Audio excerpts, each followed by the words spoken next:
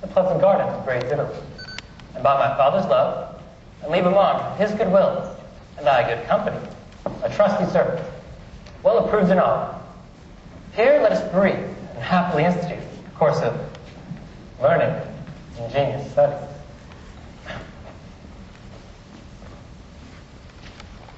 You've heard enough of mental mastermind. I have been all affected as yourself. Glad that you thus continue your resolve to suck the sweet philosophy. Only the natural we do admire, the spiritual with its moral discipline. Let's be no Stoics nor no stocks, or be so devoted to Aristotle's checks that Ovid be an apt as quite a jerk. Solve logic with the acquaintance that you have, and practice rhetoric in your common thought. Music and poesy used to quicken you, but mathematics and metaphysics. Fall to them as your stomach serves you. No profit grows there is no pleasure taken. In short, sir, study what you most affect. Gramercy, Trainio. What dost thou advise? If Biondella were out there, wert thou come ashore, we could at once put in readiness, and entertain such friends as in time casual will soon beget. My heart, I think I hear the row. Here comes the row.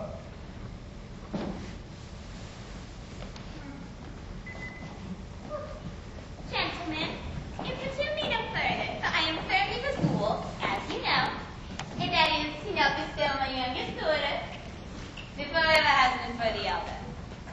If I do you both so, Katerina, because I know you well and love you well, Alicia, you have to court her at your pleasure. To court her rather, she's too rough for me. There, Hortensio, will you anyway?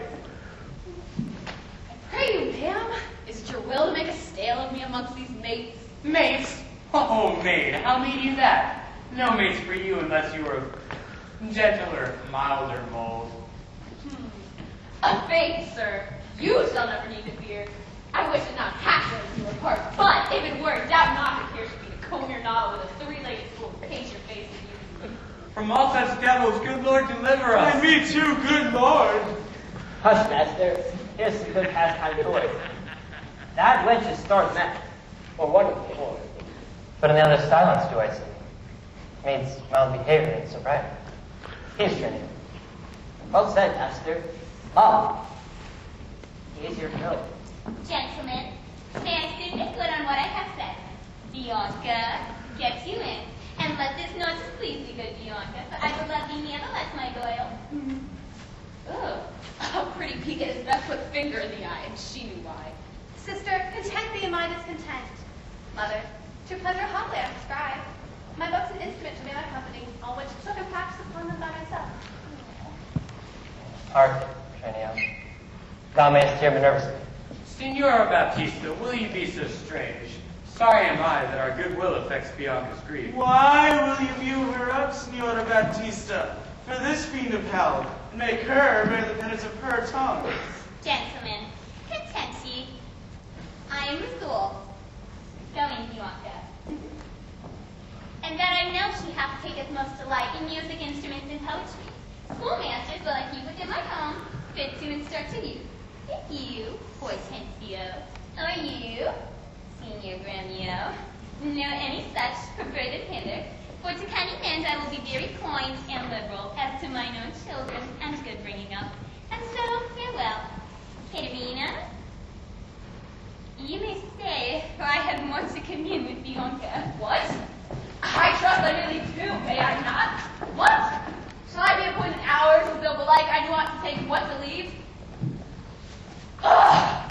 You may go to the devil's dam. Your gifts are so good, here's none will hold you. Your love is not so great, Hortensio. We may blow our nose together and fast it fairly out, our cakes dough on both sides. Farewell, yet for the love I bear my sweet Bianca, if I can by any means like on a fit man to teach her that word she delights, I will wish it to her mother. So will I, Signor Gremio. But a word I pray. For the nature of our quarrel yet never broke are they.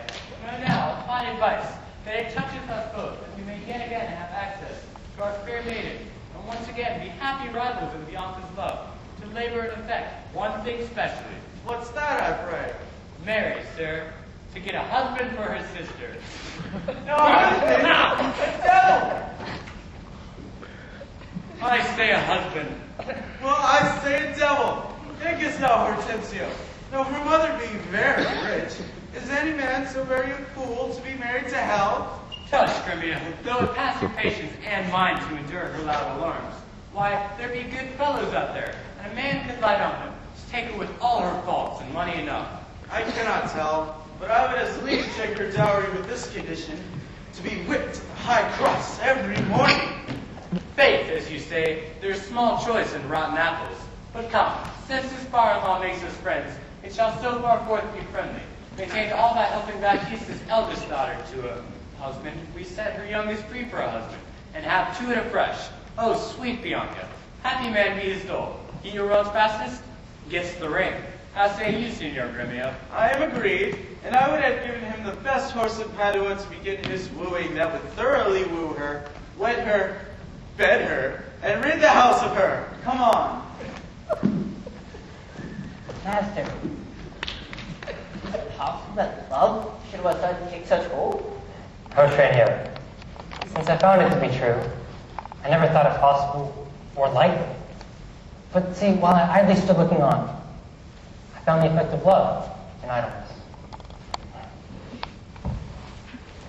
But, Master, saw you no more? Saw you not how her sister began to scold and raise up such a storm that mortal ears might hardly endure the din? But I saw her poor lips move.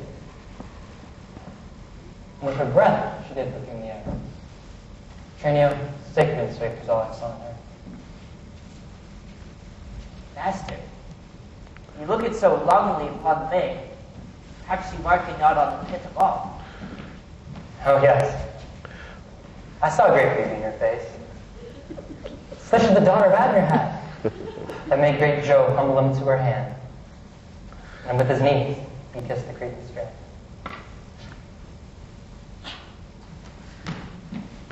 Master, it is no time to charge you now. Affection is not ready for the heart. If love have truly touched you so, not remain so. Ready today, calm place. Garmers, lad, go forward. This contents the restful comfort for thy counsel sent.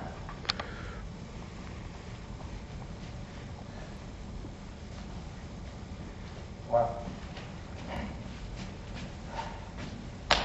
I have an idea. By my hand, both friends entered me to jump in one. Tell me thine first. You will be schoolmaster, and undertook to teach you today. That's your place. It is. May it be done. Not possible for those who here in Padua bear your part, as Vincentio's son, who will ply his books, visit his friends, welcome his countrymen, and banquet them. Basta content thee, for I have it full. We have not yet been seen in any house, nor can we lie distinguished by our faces. For man and master, then it follows thus. Thou shalt be master, Trainio, my steed. Keep house, port, servants as I should. I will some other be, some Florentine, some Neapolitan, or meaner man of Pisa. Trainio, at once, uncase thee. Take my colored hat, cloak. When Biondella comes ashore, she waits on thee. But I will charm her first, to keep her tongue. Master, I am content to be Lucentio. For so your father quoth at our parting, be several to my son, quoth he. Though I think 'twas in another sense. Trainio, be so, because Lucentio loves. And let me be a slave to achieve that maid, whose sudden sight thralled my wounded eye. Here comes the road. Madam, where have you been? Where have I been? Nay, how now, where are you? Master, has my fellow Trainio stolen your clothes? Or are you his, or both? Pray, what's the news? Madam, come hither. 'Tis no time to jest. Therefore, bring your manners to the time. Your fellow Trainio here saved my life puts my peril and my countenance on, and I, for my escape, put on his. For in a quarrel since I came ashore, I killed a man, in fear I was described. You understand?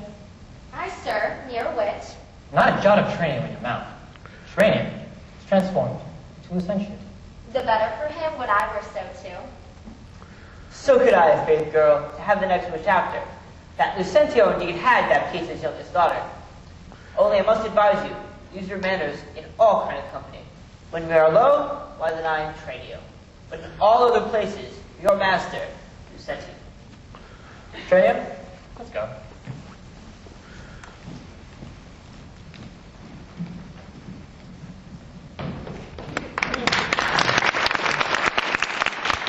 But most of all, my best beloved and most approved friend Hortensio. This is his house, here. Sir Gremio, knock, I say. Knock, sir? Whom shall I knock? Is the man who has refused your worship. Villain, I say. Knock me here soundly. Knock you here, sir? Why? What am I that I should knock you here, sir? Oh! Villain, I say. Knock me at the gate, and wrap me well, or I'll knock your knave's pate. My master has grown quarrelsome. I should knock you first, and then I know after who comes by the worst. Villain, the fates are and you'll not knock, I'll ring it. I'll see I can so fine to sing it. Help! Masters, help! My master is mad! Now knock when I bid you, sirrah, villain. How now? What's the matter? Why, my old friend Grumio, and my good friend Petruchio. How do you all of Verona? Signor Hortensio, come to part the fray? Con tutto il cuore ben provato, may I say. Alla nostra casa benvenuto, signor mio Petruchio. Rise, Gremio, rise. We will compound this quarrel. Nay, 'tis no matter, sir, for what he leges in Latin. If this be not a lawful case for me to leave his service, why, look you, sir, he bade me to knock him and rap him soundly. Well, if it's not fit for a servant to use his master so, being perhaps, for aught I see, 32 of him out, whom would he got I well knocked at first, that had not Grumio come by the worst. Senseless villain. Good Hortensio, I bade the rascal knock upon your gates, and I could not get up my heart to do it. Knock at the gates? Oh heavens! Spake you these words plain. Sirrah, knock me here, rap me here, knock me well, and knock me soundly. And now, come you with knocking at the gates? Be gone, talk not, I advise you. Petruchio, patience. I am Grumio's pledge. Why, this is a heavy chance twixt him and you, your ancient trusty pleasant servant Grumio. Now tell me, sweet friend, what happy gale blows you to Padua from old Verona? Such wind that scatters young men through the world, to seek their fortunes farther at home where little experience grows. And thus it stands with me. My father, Antonio, is deceased. And I have thrust myself into this maze, happy to ride and drive as best I may. Coins in my purse I had, and goods at home. And so I'm come abroad to see the world. Signor Petruchio, shall I then come roundly to thee, and wish thee to a shrewd, ill-favored wife? Thou thank me but a little for my counsel, yet I can promise thee she shall be rich, and very rich.